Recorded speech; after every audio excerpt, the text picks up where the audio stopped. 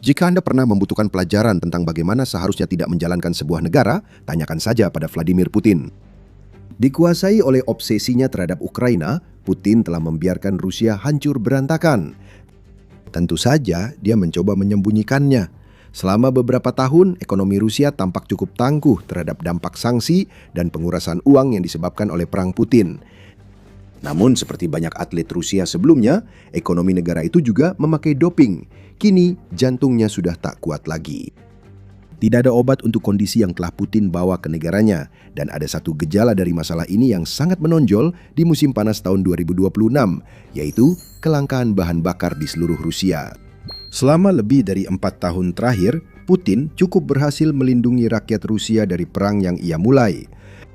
Kedatangan rudal jarak jauh buatan Barat di Ukraina memang membuat wilayah perbatasan berisiko, namun itu hanya masalah kecil. Wilayah tersebut seharusnya mengantisipasi konflik karena dekat Ukraina. Perkembangan sektor drone jarak jauh Ukraina menjadi masalah lebih besar. Sejak sekitar tahun 2024, drone-drone tersebut mulai muncul semakin jauh ke dalam wilayah Rusia. Namun tetap saja, dampak sebenarnya dari perang itu tersembunyi. Selama bertahun-tahun, ekonomi Rusia tampak kuat dan masalah bahan bakarnya tidak menjadi persoalan. Namun, pada tahun 2026, segalanya telah berubah.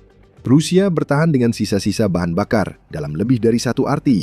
Dalam arti yang sangat harfiah, Politico melaporkan bahwa 2/3 dari 83 wilayah Rusia kini melaporkan bahwa mereka mengalami masalah dengan pasokan bahan bakar mereka. Jutaan warga Rusia harus menghadapi berbagai langkah pembatasan, mulai dari pembatasan hingga penolakan total untuk menjual bahan bakar kepada siapapun yang bukan bagian dari militer atau layanan darurat. Krisis ini sangat mendalam. Mungkin ini tanda pertama dari perang Putin yang benar-benar tak bisa dihindari, yang harus dihadapi seluruh Rusia. Serangan drone Ukraina yang menghancurkan kilang, depo, dan truk bahan bakar di wilayah pendudukan mulai menimbulkan ketakutan di antara warga Rusia. Irina mengatakan kepada Al Jazeera bahwa ia sangat takut karena ketidakpastian dan tidak tahu kemana situasi ini akan berakhir. Seorang warga Moskow bernama Igor menambahkan, "Saya pikir situasi bisa menjadi tidak terkendali jika krisis ini menyebabkan industri-industri besar tutup." Igor tidak tahu betapa benarnya ucapannya. Betapapun krisis bahan bakar Rusia merusak citra perang di Ukraina yang selama bertahun-tahun coba dipertahankan Putin di dalam negeri, krisis ini hanyalah gejala dari masalah yang lebih luas.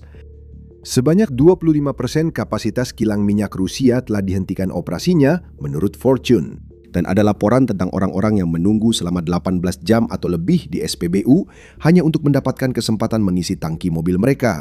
Masalah yang selama ini disembunyikan Putin kini terlihat jelas oleh semua orang. Krisis bahan bakar adalah gejala ganas dari penyakit yang turut diciptakan Putin sendiri. Sesuai tabiatnya sebagai sosok penjilat yang memang tak pantas disebut pemimpin, Putin berusaha menyembunyikan apa yang sedang terjadi sambil mengambil langkah-langkah dengan mengakui bahwa hanya mungkin ada sesuatu yang benar-benar salah dengan Rusia, industri bahan bakarnya, dan perekonomian secara luas. Pada 28 Juni, Kremlin gembar-gembor bahwa Putin memanggil pejabat-pejabat tinggi untuk membahas krisis bahan bakar di Rusia. Itu tidak berarti banyak. Putin begitu terlepas dari kenyataan yang sebenarnya terjadi di Rusia, sehingga yang bisa dia lakukan hanyalah menunjuk pada sebuah masalah dan menyuruh orang lain untuk memperbaikinya, entah bagaimana caranya. Putin berusaha berpura-pura bahwa dia tidak terlepas dan bahwa dia bisa memahami rakyat Rusia dengan mengakui bahwa serangan terhadap infrastruktur yang sudah tidak bisa dia sembunyikan lagi memang berdampak. Dia menyebut ada kekurangan pasokan bahan bakar Rusia, meski menurutnya tidak kritis. Situasi ini cukup kritis bagi jutaan warga Rusia yang menghadapi pompa bensin kosong. Kelangkaan ini melumpuhkan para pemilik usaha yang tidak bisa menjalankan perusahaannya tanpa bensin dan para ibu dengan bayi yang menangis yang tidak bisa mengisi bahan bakar mobil mereka untuk mengantar anak-anak mereka ke tempat penitipan anak. Namun disinilah semuanya jadi sangat serius bagi Putin. Harga bahan bakar di Rusia sedang naik dan kenaikan harga tersebut berdampak pada tingkat inflasi Rusia dan menurut Bank Sentral Rusia dampaknya akan berlangsung jauh lebih lama dibandingkan sebelumnya. Politico menyoroti bahwa perjanjian pemerintah terkait pembatasan harga dengan perusahaan minyak besar bisa membantu menahan harga resmi tetap rendah. Bukti anekdot menunjukkan penjualan bahan bakar tidak resmi meningkat dengan harga lebih tinggi, sehingga pelaku usaha membebankan biaya ke pelanggan. Dampaknya tak terhindarkan. Jika pelaku usaha membayar lebih mahal, masyarakat yang menanggung biayanya. Bagi Putin, berita seperti ini seperti serangan jantung yang tinggal menunggu waktu. Namun, itulah gambaran tepat ekonomi Rusia sejak awal perang Ukraina. Krisis bahan bakar Rusia mungkin menjadi hal paling jelas yang sudah tidak bisa lagi disembunyikan Putin dari rakyatnya sendiri. Namun kekacauan ekonomi yang terungkap akibat krisis tersebut adalah masalah yang jauh lebih besar bagi Putin. Putin terbukti selama bertahun-tahun menyuntikkan steroid ke jantung ekonomi Rusia. Sekarang, jantung itu nyaris meledak. Mari kita kembali ke tahun 2023 saat perang Ukraina telah berlangsung 1 tahun dan dunia barat telah menerapkan sanksi untuk menghukum Rusia dengan melumpuhkan ekonominya. Tapi Putin punya rencana. Seperti dokter dengan jarum suntik penuh zat peningkat performa, dia akan memompa ekonomi Rusia dengan beralih ke kompleks industri masa perang. Sebuah langkah yang digunakan Moskwa untuk benar-benar membingungkan para pengamat yang mengira negara itu akan langsung runtuh setelah invasi. Dan itu berhasil untuk sementara waktu. Steroid industrialisme militer mengalir ke jantung ekonomi Rusia dan menghasilkan keuntungan tak terduga. Menurut Bank Dunia, pertumbuhan produk domestik bruto atau PDB Rusia adalah 4,1% pada tahun 2023. Pada tahun 2024, pertumbuhan PDB bahkan lebih tinggi, yaitu 4,9%. Seperti melihat pelari cepat menuntaskan 100 meter dalam 9 detik, dunia pun heran dan bertanya-tanya bagaimana ini bisa terjadi. PDB Rusia menurun sebesar 1,4% pada tahun 2022, tahun ketika Putin memulai perangnya. Jadi bagaimana mungkin bukan hanya tumbuh, tetapi tumbuh begitu mengesankan 1 atau 2 tahun setelahnya? Putin tahu jawabannya, meski ia sembunyikan jarum suntik doping itu. Ketahanan ekonomi yang terlihat di dalam Rusia hanyalah sebuah tipuan. Ya, peralihan ke kompleks industri militer bisa menjelaskan sebagian. Namun seperti disorot European Leadership Network, Putin mengucurkan banyak dana ke sistem Rusia. Disebutkan bahwa periode antara 2022 dan 2024 menyaksikan Rusia menerapkan langkah-langkah fiskal yang setara dengan menggunakan 10% dari PDB negara itu, semuanya untuk menopang kompleks industri militer, memastikan pertumbuhan upah, dan menjaga angka pinjaman tetap tinggi. Itu hanyalah kedok, sebuah ilusi. Namun setidaknya selama 2 tahun, jantung ekonomi Rusia tampak berdetak baik. Presiden Rusia dengan bangga memamerkan hasil ini kepada siapa saja yang mau mendengarkan. Pertumbuhan tahun 2023 dan 2024 menjadi bantahan Putin bagi yang mengira sanksi Barat dan upaya Ukraina cukup menenggelamkan ekonomi Rusia. Ketika PDB meningkat, upah rata-rata naik dan pengangguran turun. Rusia terlihat baik-baik saja, tapi Putin telah melakukan kesalahan besar. Doping yang disuntikan Putin ke ekonomi Rusia tak pernah dihentikan, terus didorong selama bertahun-tahun. Jantung ekonomi Rusia mulai kesulitan, meskipun pada akhir tahun 2025 tampak lebih kuat dari sebelumnya. Detak, detak, detak, lalu garis datar. Serangan jantung terjadi dan Rusia tak akan pulih selama perang Putin berlanjut. Sebelum membahas lebih jauh, ini The Military Show, tempat kami membagikan kisah di balik berita utama. Jika Anda menikmati apa yang Anda lihat, pastikan Anda menekan tombol subscribe dan klik tombol notifikasi untuk melihat lebih banyak pembahasan mendalam kami tentang berbagai masalah perang Rusia di Ukraina. Pada 2025, Putin yakin pola seperti biasa dari beberapa tahun terakhir masih akan berhasil. Jarum masuk, membanjiri kompleks industri militer dengan uang, lalu dicabut hingga butuh uang lagi. Namun, Putin tidak memperhitungkan bahwa solusi industri pertahanannya untuk tantangan ekonomi besar tidak akan bertahan lama. Uangnya akan habis, begitu juga tenaga kerjanya, dan PDB Rusia akan anjlok drastis. Itulah yang kita lihat di tahun 2025. Bank Dunia menyebut pertumbuhan ekonomi Rusia turun jadi 1%. Pertumbuhan masih ada, tapi tingkatnya turun drastis dibanding 2 tahun sebelumnya. Tahun 2026 akan menjadi lebih buruk lagi. Perkiraan terbaru dari Kementerian Ekonomi Rusia telah diturunkan dari pertumbuhan PDB yang diharapkan sebesar 1,3% di awal tahun menjadi hanya 0,4% sekarang. Sekali lagi, penurunan. Jika pola ini berlanjut, Rusia akan mengalami resesi pada tahun 2027. Dari nyaris mati sampai pecah, jantung ekonomi Rusia sudah tamat. Itu akibat memompa ekonomi secara palsu, dan Rusia kini merasakannya.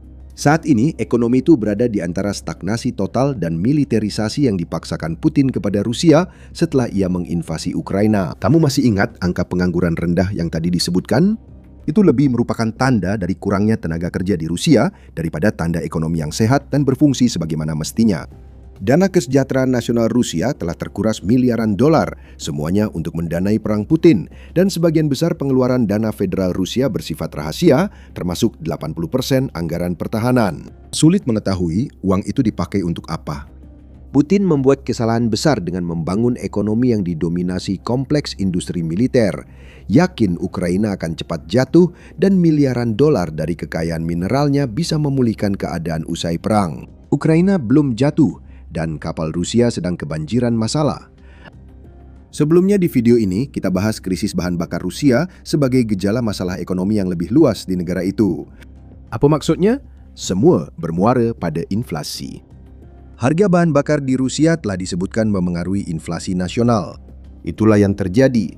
Meski Rusia membatasi harga di perusahaan minyak, kenaikan harga di penjualan tidak resmi justru menggagalkan upaya tersebut.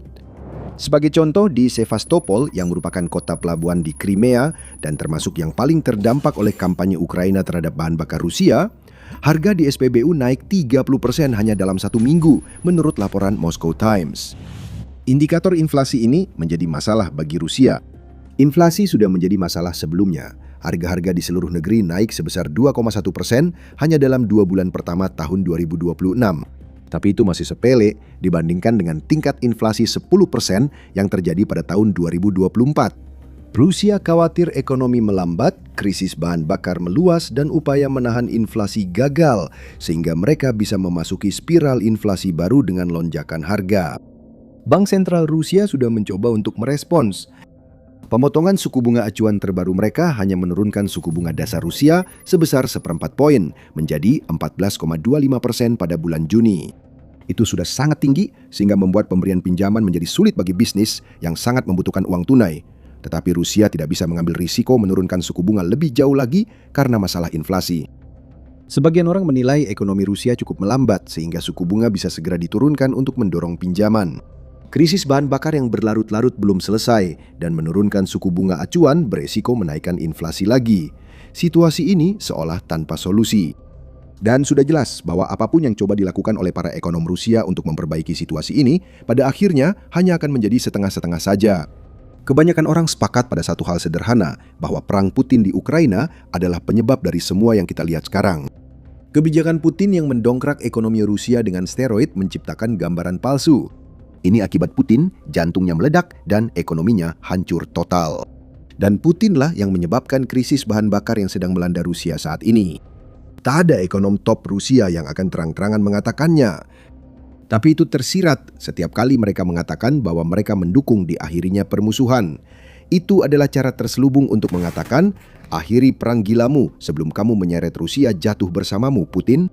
Sayangnya Putin tidak akan mundur dari Ukraina. Ia membawa Rusia ke tepi jurang finansial dan akan mendorongnya jatuh ke jurang itu karena obsesinya pada Ukraina, bahkan tak menyadari bahaya besar di depannya. Inilah kenyataan yang dihadapi Rusia saat ini. Pendanaan negara yang dulu memberi kesan palsu bahwa ekonomi Rusia baik-baik saja pada 2023 dan 2024 kini sudah hilang. Pendapatan minyak dan gas telah anjlok drastis, sebagian karena sanksi barat dan sebagian lagi karena sanksi kinetik Ukraina yang menghantam kilang, depo, dan fasilitas penyimpanan. Pada Mei, produksi minyak Rusia turun selama 6 bulan berturut-turut. Pada 2025, pendapatan minyak dan gas di anggaran federal Rusia turun 24%. Hal serupa kemungkinan terjadi sepanjang 2026 jika bukan karena operasi Epic Fury dan penutupan Selat Hormuz yang memberi Rusia kelegaan sementara. Namun, harga minyak mulai normal dan bisa turun kembali ke $60 per barrel pada pergantian tahun menurut laporan oilprice.com. Jadi keuntungan besar yang sempat membantu Rusia untuk sementara waktu kini sudah mulai menghilang. Sektor manufaktur yang terkait dengan pertahanan yang telah menerima begitu banyak dana dari Rusia mulai mengalami kesulitan karena telah mencapai jalan buntu produksi akibat tidak adanya kapasitas tersisa untuk membangun. Terkurasnya tenaga kerja sipil dari Angkatan Kerja Rusia juga menjadi masalah. Tenaga kerja itu baik masuk ke sektor pertahanan atau dikirim ke Ukraina untuk mati. Dan ini berarti bisnis di luar kompleks industri militer kekurangan orang-orang berbakat pada saat mereka masih berjuang dengan suku bunga yang sangat tinggi. Tidak ada pemulihan dari sektor Rusia di luar perang, sementara sektor terkait perang sudah mencapai batas maksimal dan tak bisa tumbuh lagi. Dan selama itu juga, dana negara yang berperan sebagai steroid bagi ekonomi Rusia terus mengering. PDB Rusia menyusut selama kuartal pertama tahun 2026 karena defisit anggaran negara terus tumbuh di luar kendali. The Hill melaporkan bahwa inflasi kembali meningkat, membenarkan kekhawatiran mereka yang waspada terhadap penurunan suku bunga acuan dan menunjukkan dampak krisis bahan bakar Rusia. Ukraina tidak akan berhenti. Mereka tetap punya drone serangan jarak menengah dan jauh yang telah merusak industri bahan bakar Rusia, melumpuhkan mesin perang Putin, serta menghancurkan banyak peralatan militer mahal yang sulit digantikan sektor pertahanan Rusia. Siapapun yang memperhatikan tak bisa menyangkalnya. Kanker ganas yang menggerogoti Rusia adalah Putin dan tidak ada obat lain selain menyingkirkannya. Rusia masih berusaha berpura-pura situasinya tidak seburuk yang terlihat. Dalam sebuah artikel tanggal 10 Juni, Moscow Times melaporkan bahwa Kementerian Keuangan Rusia mengklaim tidak ada krisis anggaran di negara itu, meskipun defisit anggaran telah melebar hingga 83,5 miliar dolar selama 5 bulan pertama tahun 2026. Wakil Menteri Keuangan Irina Okladnikova bahkan mengklaim bahwa anggaran dijalankan sesuai jadwal, yang membuat kita bertanya-tanya, jadwal seperti apa yang digunakan? Jadwal itu tampaknya sudah memperhitungkan defisit anggaran yang melebihi target Rusia sebesar 60% karena pendapatan minyak dan gas turun 30% dalam 5 bulan pertama 2026. Tidak masuk akal untuk mengklaim bahwa semuanya baik-baik saja ketika Rusia sedang dalam keadaan kacau. Pendekatan seperti ini memang khas Putin. Menunda masalah dan berharap rakyat Rusia bersedia menanggung lebih banyak kesulitan demi perangnya. Rakyat Rusia sudah tidak percaya lagi, apalagi sejak awal Rusia memang tak banyak menawarkan hal. Dalam sebuah artikel pada 30 Juni, Fortune melaporkan hasil survei Gallup yang mengungkapkan bahwa 60% warga Rusia pesimis terhadap prospek masa depan ekonomi mereka. Kondisinya sudah buruk dan akan semakin memburuk. Angka itu juga naik 21% dari 39% yang menyatakan pesimisme serupa pada tahun 2025. Sudah jelas titik puncak tercapai dan rakyat Rusia kini sadar janji palsu serta kegagalan ekonomi Putin memperburuk hidup mereka. Tentu saja ada perbedaan besar antara kesadaran dan pemberontakan terhadap pemimpin gagal, tapi ini adalah awal. Ukraina berharap semua ini membuahkan hasil. Putin terlalu terobsesi untuk berhenti. Atau mungkin lebih tepatnya, Putin sadar mengakhiri perang Ukraina tanpa memberinya peluang mengklaim kemenangan, seperti jatuhnya Donbas hanya akan jadi satu lagi janji yang diingkari dalam 5 tahun yang penuh janji yang diingkari. Namun muncul kesempatan untuk menambah penderitaan. Sanksi tambahan, terutama yang ditujukan pada kapal-kapal armada bayangan Rusia dan negara-negara yang membeli dari kapal-kapal tersebut, serta bertindak sebagai perantara dalam pengiriman barang-barang yang dikenai sanksi ke Rusia, dapat menusuk jantung ekonomi Rusia yang telah dipompa dengan steroid. Apakah sanksi itu akan berlaku? Waktu yang menentukan. Namun, tanpa sanksi pun, dua masalah besar tetap ada. Kebijakan ekonomi Putin yang buruk dan hancurnya fondasi lemah ekonomi Rusia oleh Ukraina. Kejatuhan akan datang. Orang-orang yang mengantre lama di SPBU menjadi saksi awal kejatuhan itu. Tidak ada jalan kembali dari masalah ekonomi yang dibuat Putin untuk Rusia, dan kita baru melihat sebagian kecil dari banyak masalah yang kini dihadapi negara itu. Kami masih punya banyak hal lagi untuk ditunjukkan kepada Anda, dan Anda bisa melihat semuanya jika menonton video kami, di mana kami mengungkap kenyataan di balik Rusia yang kini sedang terpuruk. Jika Anda suka video ini, tekan subscribe dan aktifkan notifikasi agar tidak ketinggalan analisis kami tentang dampak kebijakan Putin di Rusia. Terima kasih telah menonton.